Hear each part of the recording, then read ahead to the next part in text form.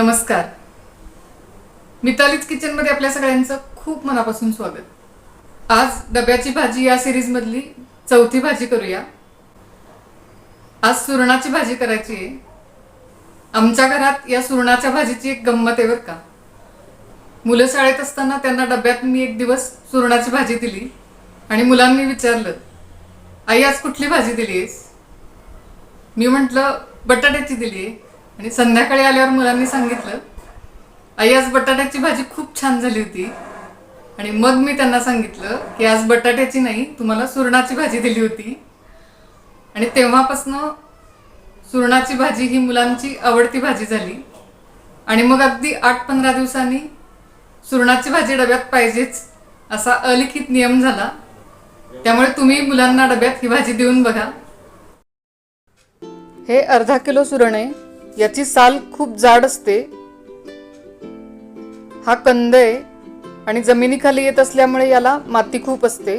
त्यामुळे हे स्वच्छ धुवायचं आणि ही साल काढून घ्यायची.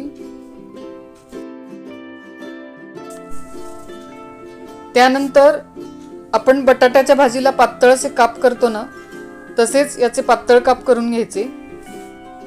हे बघा, असे पातळ काप करायचे. सुरण चिरल्यानंतर लगेच भाजी करणार असाल तर पाण्यात ठेवायची गरज नाही, पण भाजी करायला वेळ असेल तर मात्र हे पाण्यात ठेवा, नाहीतर हे काळं पडू शकतं. आपण बटाटे कापून पाण्यात टाकतो ना, तसंच. कढईत 3 टेबलस्पून तेल, अर्धा चमचा मोहरी, अर्धा चमचा जिरं. या भाजीतही जिरं महत्वाचं आहे, त्यामुळे जिरं विसरू नका. पाव चमचा हिंग, पाव चमचा हळद. मस्त फोडणी झालेली आहे. आता यामध्ये सुरण,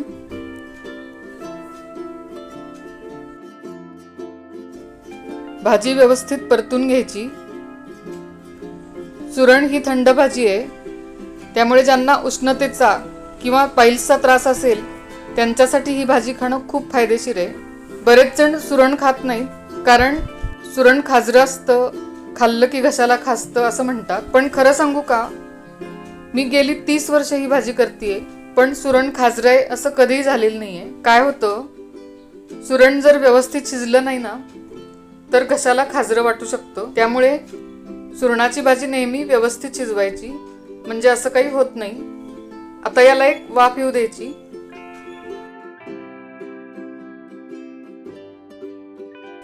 वाफ आल्यानंतर यामध्ये 3-4 वाट्या पाणी घालायचं.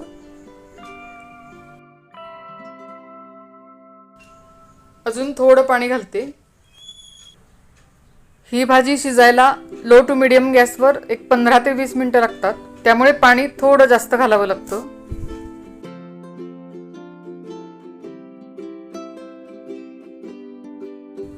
एक 5 मिनिटं झालेली आहेत, बघूया.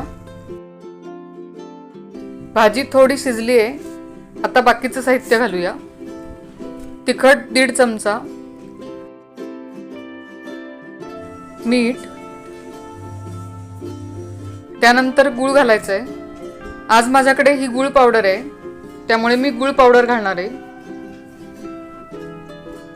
गूळ पावडर 3 चमचे.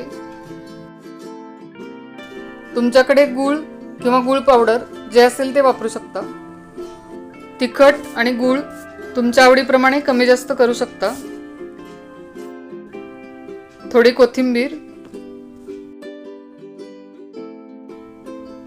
अर्धी वाटी शेंगदाण्याचं कूट.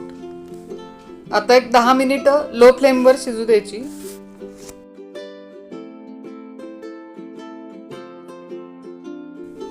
वाव, मस्त सुरणाची भाजी तयार झालेली आहे.